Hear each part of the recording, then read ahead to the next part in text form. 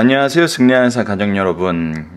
너무 오랜만에 인사드리게 돼서 송구스럽고 또 사죄의 말씀 드립니다. 저희들이 7월달 요한복음 총 복습할 때부터 지금 방송이 나가지 않아서 지난달 호세아 말씀 한 달 방송이 전부 방영되지 않았습니다.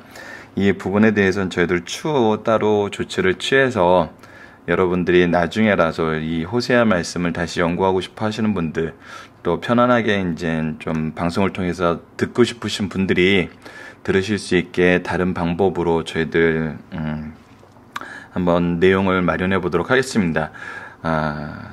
양해의 말씀 드리고 다시 한번 사죄의 말씀 드립니다. 저희들 9월달 말씀은 미가서 말씀입니다. 미가서 말씀을 통해서 저희들이 말씀을 연구할 건데, 지금 안타깝게도 지난달 호세아도 그랬고 이번 달 미가도 그러고 저희들 아직 북 리스트에 이 책이 출간되어 있지 않습니다. 원고는 마련되어 있고 내용은 어느 정도 정리가 돼서 저희들 승리하는 삶을 편집하는 데 어려움이 없었지만 구약은 요 윗부분이죠. 구약은 아직 시편과 다니엘, 스가랴 이외에 책들이 저 형식으로 출간되지 않아서 이 부분을 참고하셔서 리더분들이나 개별적으로 연구하시는 분들이 참고할 교재 내용이 굉장히 제한적입니다. 저희가 호세아서를 만들 때 호세아서를 바로 그 당월에 이제 7월달에 8월달에 이제 출간하고 싶었었는데 이것이 여의치 않았고요.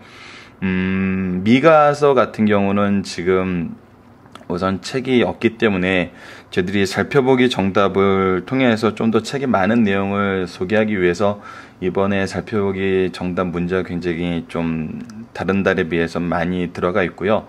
호세아 말씀과 연결되는 내용이 많이 있기 때문에 그래도 호세아서 공부하실 때보다는 방송도 없었기 때문에 거듭 사죄의 말씀 드립니다. 좀 무난할 거라고 봅니다. 저희들 방송이나 또 이렇게 승리하는 삶 카페에 오셔서 살펴보기 정답들을 통해서 좀 더 내용을 깊이 있게 나눠주시고요.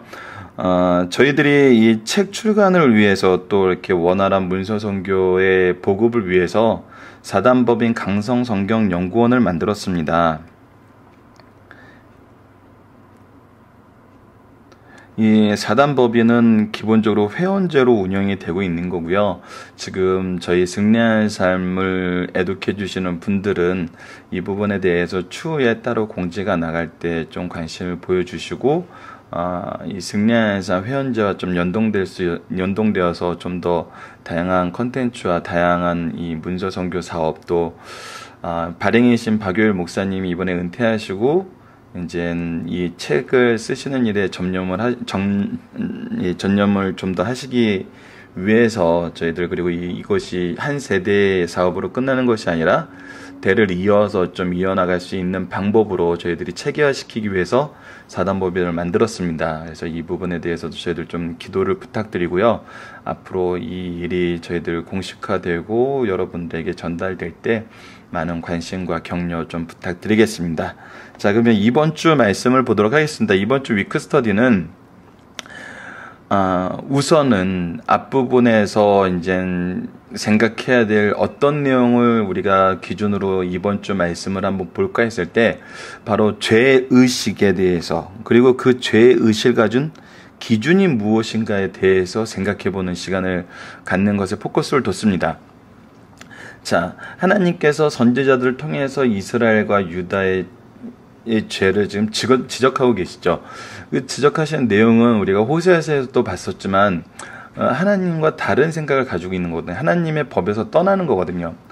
우리가 민주화된 사회에서 참 좋은 제도 중에 하나가 뭐냐면 토론 제도죠. 서로 의견 다른 사람들이 그 의견을 나누고 조율하고 앞으로 나아가는 거. 그 과정에서 우리가 생각하지 못했던 것, 알지 못했던 것, 깨닫지 못했던 그 지혜를 나누고 또 사람들의 공동된 의견을 형성해 나가면서 저희들이 한 걸음 한 걸음 좀 더 나은 쪽으로 나가는 방식의 문화, 이 토론 문화고 민주주의에서 굉장히 좋은 문화인데, 이것의 부작용적인 부분, 이것이 이제 토론 문화의 부작용이라기보다는 이런 서로의 의견을 조율해서 서로의 의견이 일치되는 것으로 나가는 부분에 대해서 이것이 잘못 활용된 게 뭐냐면 바로 죄의식이라는 거죠. 죄에 대해서도 우리가 이제 무엇을 따르게 되냐면 한국 사회에서 참 안타까운 건데 법이란 걸 많이 얘기를 하죠. 법적으로는 하자가 없다. 이런 말이 언제부턴가 우리 사이에 굉장히 좀 자주 들리게 되는 것 같아요. 우리가 이전에는 이 법이 커버하지 못하는 것을 양심과 윤리와 도덕과 여러 가지 이름으로 이 법을 커버해 주면서 이 인간이 인간답게 사는 사람은 정말 이 양심에 의해서도 법에 의해서도 하자가 없이 사는 거라고 얘기를 했는데, 요즘에 이 양심에 대한 부분은 점점 사라지고 이 법으로서 모든 것을 추구하려고 그러면서 이 법의 허점을 이용하거나 법을 오용해서 오히려 죄악을 합리화하는 경우가 종종 나타나죠. 그리고 우리 사회에서도 이것이 보편화되고 정말 사람들이 크게 중요시 안 하게 되는 그런 그 인식이 확대되면은 정말 이것을 제어할 수 있는 그 내용이 없어지잖아요. 그런데 이거보다 이제 우리가 진짜 더 진지하게 생각해야 될 것은 무엇이냐면, 우리 믿는 사람들이 가지고 있는 죄의식의 기준이 무엇이냐는 거죠.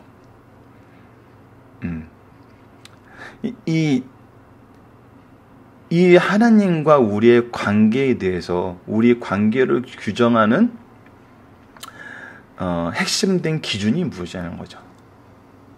하나님은 오히려 죄라고 여기시고 죄이기 때문에 이 죄는 나와 관계없고 나에게서 오히려 멀어지게 만들고 나와 상관없게 만든다고 얘기함에도 불구하고 우리가 원하기 때문에 이 죄를 하나님과 나의 관계의 기준으로 두는 경우가 있죠. 너무나 쉽게 볼 수 있는 거는 안식일에 대한 문제죠. 우리가 안식일을 기억하여 거룩하게 지키라. 그리고 하나님과 우리의 관계는 그 안식일과 시간의 11조인 안식일과 우리 물질의 11조인 11조를 하나님의 것으로 알고 하나님의 뜻에 따라서 우리가 순종하는 것이 신앙의 기본인데, 이것을 이제 우리가 세상적인 기준으로 많이 잣대를 재어서 평가를 하고 또 재해석을 하고 우리에게 좋은 쪽으로 끌어오죠. 그래서 주일 성수에 대해서는 더 이상 교회에서 강하게 얘기할 수 없게 되고, 심지어는 이혼이나 음행에 대해서도 이거는 세상에서도 안 된다고 얘기하는 건데, 이거에 대해서 더 이상 교회에서는 죄라고 얘기할 수 없는 시대가 지금 현대 세대인 것은 저희들이 이미 알고 있잖아요. 얼마 전에 미국에 있는 바람 사이트라 그러나요? 외도 사이트라 그러죠. 외도 사이트에 미국에 있는 성직자들이, 교회 성직자들이 포함이 되어 있어서 그들의 리스트가 지금 이렇게 사회에 퍼져가지고 그 리스트에 있는 사람들이 직분이 정지받는 일이 얼마 전에 미국에서 있었어요. 근데 이거는 그래도 그 리스트를 발표하는 쪽에서는 좋은 일이라 그러죠. 왜냐하면 우리가 죄를 정죄할 수 있게 되었으니까, 성경적인 기준으로. 근데 세상법적으로는 이게 그게 아니에요. 왜냐하면 외도 사이트에 가입을 했다 해서 외도가 일어났다는 어떤 법적 증거를 이렇게 제시할 수는 없거든요.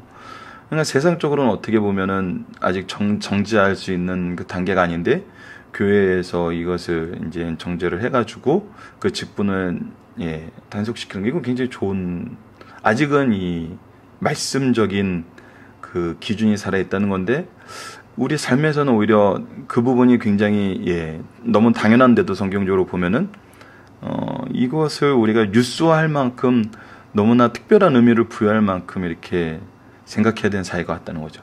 그래서 그런 것을, 이 기준을 바로 세우고 우리가 그 기준에 근거해서 회개할 내용이 무엇인지를 아는 게 중요하거든요.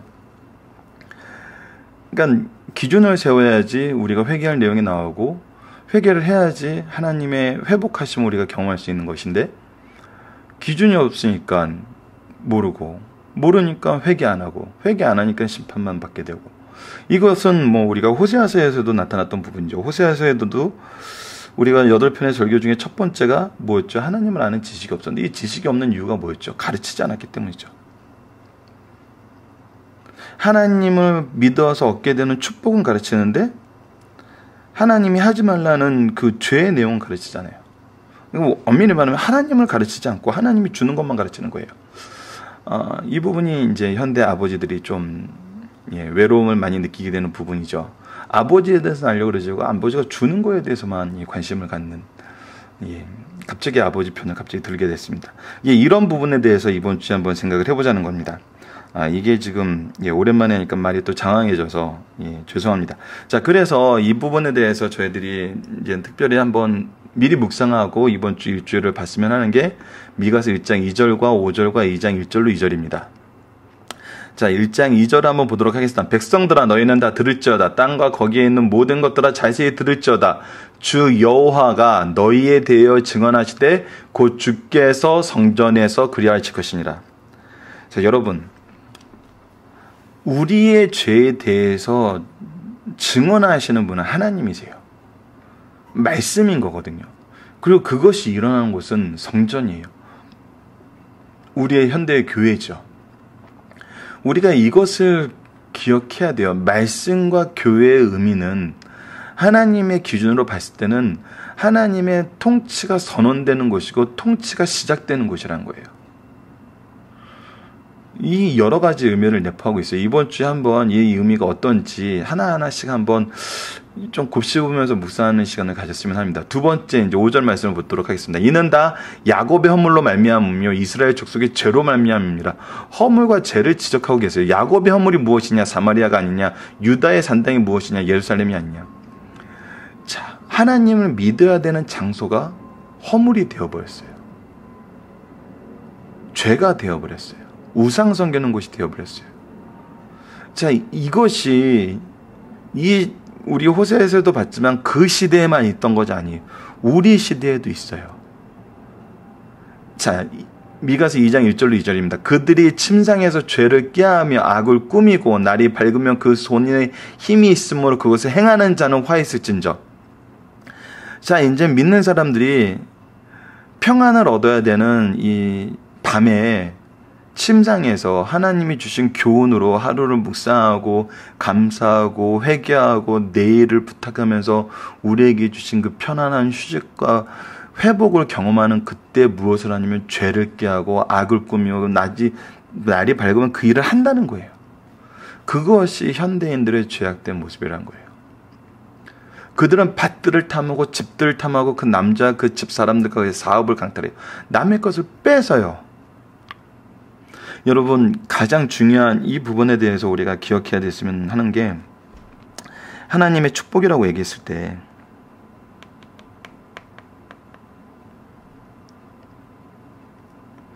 이것에 우리가 볼 수 있는 부분이 좀 분명한 내용이 있어요. 하나님 우리를 아브라함을 통해서 복이라 그랬고 복의 근원이라 그랬어요. 그 말은 뭐냐면 우리가 축복의 통로가 된다는 거거든요. 구속사의 인물들이 했던 일이에요. 근데 우리가 이 세상에 살면서 남의 것을 뺏고 탐하고 강탈하고 얻어서 내 것이 배불러졌는데도 이것을 하나님의 축복이라고 생각하는 사람들이 있다면은,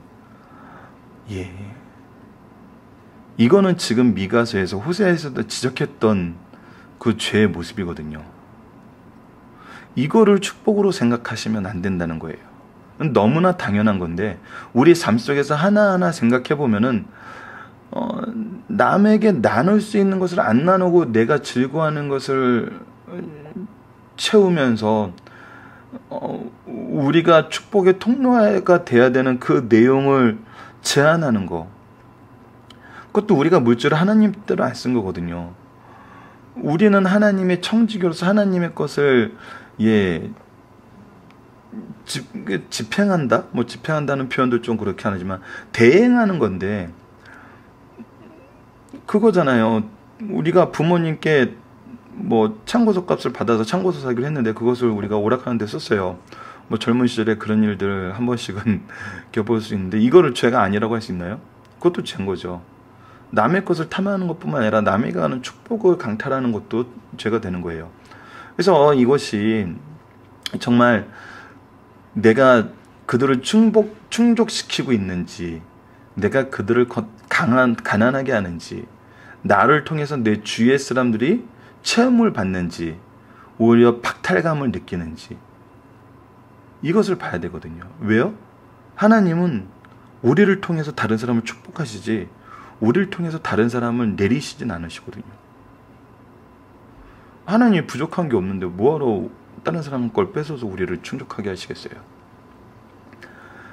죄악을 심판하는 것과 내 주위의 정말 성도들을, 하나님의 자녀들을, 우리의 가족들을 어떻게 하는 건 다르거든요. 근데 말세 때는 그런 특징이 나타나죠. 부모와 자녀가 싸우게 되고 형제와 형제가 반목하게 되고, 무엇 때문에? 내가 더 가지려고, 내가 더 원하는 탐심이 있으니까. 이것이 우리가 이 부분을 구분할 수 있는 어떤 현실적인 기준이 될 것 같아요. 자, 그래서 이번 주의 말씀은, 자, 저희들 책 앞부분에 나와 있는 그 전체적인 우리 주간인 김천수 목사님이 나눠놓으신 그 전체적인 내용을 좀 미리 공부했으면 좋았을 텐데, 이번에도 바로 이렇게 이번 주 내용으로 들어가는데, 우선 1장과 2장 내용에 되게 재밌는 게 뭐냐면요, 이 부분을 기억하시면은 괜찮을 것 같아요. 앞으로 말씀을 이제 반복적으로 이렇게 내용이 계속 나오는데 그 내용을 잘 캐치할 수 있을 것 같아요. 우선은 미가서에는 총 3가지의 설교가 나와요. 그래서 그 부분이 계속 반복적으로 설명이 되고 있는데, 그 반복적인 내용에 대해 보면은 그 여호와께서 강림하셔서 심판을 얘기하시고 그 심판의 내용에 대해서 얘기하고 오시고, 그리고 그 심판의 내용을 얘기하는 과정에서도 더욱더 이 압제하는 자들, 죄를 행하는 자들에 대해서 얘기하시고, 이들에게 반드시 심판이 있다는 걸 얘기하세요. 그러니까 일반적인 그 타락상을 통해서 심판을 얘기하시고 구체적인 심판을 얘기를 하세요. 그리고 나서 뭘 얘기하세요? 회복을 얘기하세요. 그러니까 심판의 선언이 어떻게 연결되냐면 결국 선언하시고 심판하시고 회복하시고, 이것이 반복이 돼요. 이 내용이 계속 우리가 말씀을 상고하는데 반복이 된다는 거죠. 그래서 이번 주에는 이제 화요일부터 시작하기 때문에 저희들이 4번 말씀을 통해서 이 심판의 내용에 대해서 상고를 해요. 그리고 다음 주 월요일 날에 바로 이 회복의 내용을 얘기를 하죠. 그리고 나서 이것이 좀 더 구체적으로 다시 한번 선언이 돼요. 그래서 하나님이 우리들을 구속으로 이끄시는 구체적인 방법에 대해서 얘기를 하시는 거죠. 그러니까 하나님이 심판은 반드시 있으세요.